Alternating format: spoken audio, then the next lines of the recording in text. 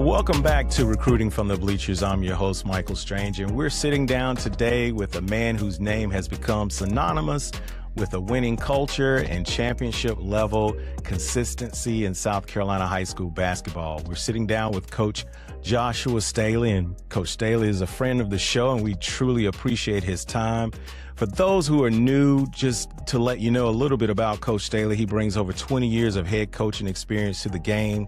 His resume speaks for itself. Just at Ridgeview alone, Ridgeview High School here in South Carolina, he's built one of the most dominant programs in the state, capturing the 2024 4A state championship and the 2025 5A state championship a few months ago. So we're super happy for him, adding to an extraordinary run of 6 state championships since 2018. Want to let you know, too, that Coach Staley has put his mark on young men throughout his career. His impact can be seen far and wide. Beyond the banners, he's developed and mentored players who have gone on to play professionally in the NBA and overseas, including standouts such as Gigi Jackson, who's at Memphis with the Memphis Grizzlies. Colin Murray Boyles, if you've been watching the NBA playoffs, he plays for the Toronto Raptors, and he held his own out there. I was very happy for him and to see him out there on the court. James Reese playing overseas, Christian Brown, and soon Robert McCray, who will more than likely be drafted, so we'll see where he ends up, but he had an outstanding year at Florida State as well, just to name a few of the young men whose journeys have been impacted and shaped by Coach Staley's leadership and belief in their potential. Staley's legacy continues at home. His son Talon recently accepted a basketball scholarship to Bowling Green University, continuing the family's tradition of excellence and commitment to the game. Coach Staley is a teacher, a mentor, a culture builder, a husband, father, and a championship architect. And today, we get to learn from his blueprint. So join me in welcoming Coach Joshua Staley to the show. Thank you, sir. Appreciate your time today. How's everything going? It's good, man. Appreciate you having me, man. You named some great young men, and there's so many young men and young women I've been blessed to coach and work with. Even though Gigi was in the gym the other day, we love him. He left the year I came to Ridgeview, but, I did coach his sister. And like I said, he's always in the gym. It was crazy because he was pouring in the towel the other day when he found out about what was going on. He comes in, play pickup with the guys. So I didn't technically get to coach him, but, he's still one of my guys. I love Gigi. It's just been good, man. You do it for the relationships. Like, Tal has a little breakfast date with Colin tomorrow before Colin goes back to work on his game. And they said they want to sit Tal down and talk to him before he go off to school. So it's just, that's what means the most to me. Like, you can have all the championships when the guys you coach want to come back and pour back into your kids, pour back into your program. Man, that's priceless. That's priceless. Absolutely. That's big. But I've been blessed. No complaints. That's excellent. Whenever they come back like that, it makes you feel good as a mentor that they respect what you do, because they could go anywhere else. They could be doing anything else, but the fact that they come back and spend time with you and pour back and kind of to come back to you and say thank you in a non-verbal way, to say thank you for what you've done for me, and I want to pour back into other people. And that's just a testimony to your ability to coach and mentor young men and women. And I'll share with everyone, Coach Staley also mentored my daughter as well, as she was on her journey to play college basketball. So we're super grateful for Coach Staley. Him and his wife, they do outstanding work in the community, and we're really grateful for them. And Coach, I want to be respectful of your time. And you recently won the state championship, and I want you to share a little bit with coaches and with parents. What does it take to get to that level? Because you're doing it on a consistent basis. What are some of the non-negotiables that make a championship culture repeatable year after year? So first, I guess I only really have 2 non-negotiables to get straight to that point. Is effort and attitude / mindset, right? So I could deal with turnovers, I could deal with mistakes, but we can't deal with poor effort. We can't deal with selfish mindsets and attitudes. We can't deal with the attitude of not believing in yourself. So most people think attitudes is just sucking your teeth and rolling your eyes. Nah, you got to believe in yourself. You got to be confident. If you think you can shoot it from the white volleyball line at third round of playoffs at the end of the quarter, you better shoot it. And you better not look at me after you shoot it. So you got to believe in yourself, and you got to come with the right effort every single day. And then the other one is not quite a non-negotiable, but it's an essential that you have to have for championship culture is complying parents. Mm. You know, I've been spoiled with parents that comply and buy in and fight their emotions and fight their individual desires for their child to be successful and put the team first.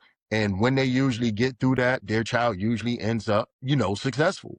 That's just how it is. That's one of the keys to the riddle when it comes to sports. Like, you got to put yourself last, and you got to be okay with seeing yourself last, and eventually you'll end up first. So heck, my Right. son is a prime example. This was his first and only year as a full-time starter in high school, and he's going to play Division I basketball. So Right. if my child can go through it, anybody else is. So yeah, I've been spoiled with just like super unbelievable parents, man. But those three things, non-negotiables, effort and attitude, mindset, Yeah. and great parents. Like, the parents got to be bought in, because we ask for a lot.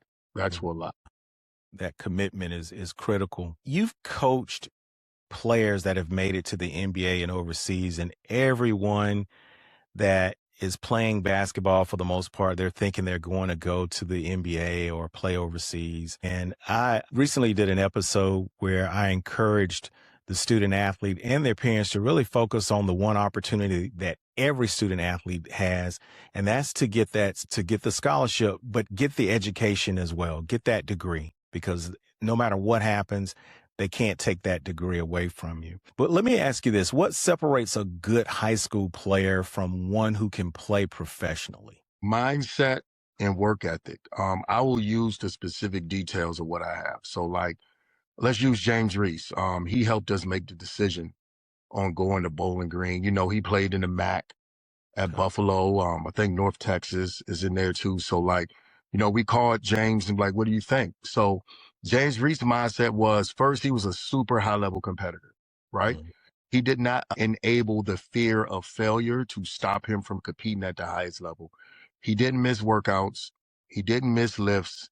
And Lord knows he didn't make mistakes. Right. And I was really, really hard on James. Like, I love him like a son, but he always took accountability. So a lot of guys like that, mindset. Like, you could be a really good high school player, but it's going to be hard for you to get to the next level. And we're just talking about college. The heck with the Mhm. NBA, if Right. you're not willing to be held accountable in every single day. Same thing with Colin Murray Boyles. Like, I've said this story as many times because I want people to know it. When the NBA scouts was calling me about him, he understood where he was weak, right? Bad hips, weak hips, footwork, quickness. And like, for like a year and a half straight, me and him was the first people at the school just Mhm. working on that. Footwork, That's good. hip work, getting his growing stronger, getting his hip flexors stronger and more loose. And he was willing to do that. He didn't say, oh, this is boring, coach. He didn't complain and say, why are we doing this 3 to 4 times every morning? He just did it. And now, it shows, because he's literally about to make an all rookie team, if not first all rookie team in the NBA. So Yeah. it's just the mindset and detail that it takes to be successful. And a lot of kids don't do that. They say they want to do it until they get in the frying pan and see how hot it is and how hard you got to work, and they get up out of there, which is fine. It's not for everyone. It's not Right. for everyone. And yeah, man, it's just mindset. Like, now we're praying that Robin McCray get drafted. We know he's going to be in the G League at least, but he's an NBA guy, and he's another one. Didn't miss anything, and I'll use his dad as an example. Dad never questioned what I did. When he barely played, didn't question it. When he played a lot, didn't question it. Literally only had one conversation with his dad about a game situation, because Robert was sick. He didn't tell his dad he was sick. He was usually playing a lot. He's like, what was wrong? Why he didn't play that? I was like, yeah, he was sick. And he didn't tell. He's like, oh. Literally all he said was, oh, because he Wow. didn't tell his dad he wasn't feeling well. Yeah. But that's a complying parent. Yeah. That's why his son played high level basketball and is about to play professionally. And we're praying he gets picked up And I know he's going to get picked up. He's Yeah. just a humble, hard worker. So like everybody can talk about all the intangibles. I think each player has individual intangibles that separate them. A lot of times they don't get to tap into that. Yeah, Robert McCray, man, just was a really hard worker. So all of the young ladies and young men that I've been blessed to coach that ultimately played college, ultimately became pros, they just had such a consistent and persistent mindset when it came to work ethic. Yep. That's great. That's great. That wraps up another episode of Recruiting from the Bleachers. I'm your host, Michael Strange, and I appreciate you tuning in. Be sure to join us next week for another insightful conversation. Stay connected with us on Instagram, Spotify, and YouTube at Recruiting from the Bleachers. Like, share, and follow to keep up with the latest updates. And don't hesitate to leave your comments and questions. We'd love to hear from you. For a deeper dive into the basketball recruiting process, check out our book, Basketball Recruiting, A Parent's Perspective, available now on Amazon.com. Parents, remember, from the bleachers to the big leagues to the boardroom, let's keep cheering and steering our student athletes towards success. We'll see you next time.